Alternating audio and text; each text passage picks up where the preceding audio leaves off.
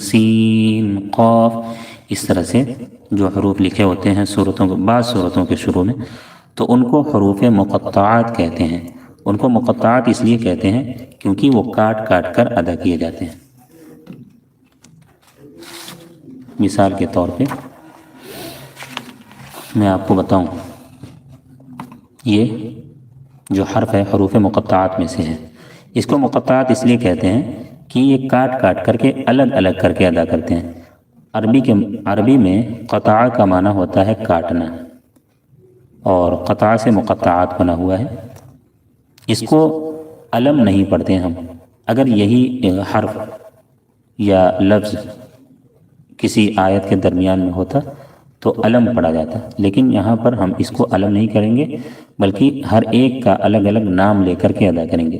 الف لام میم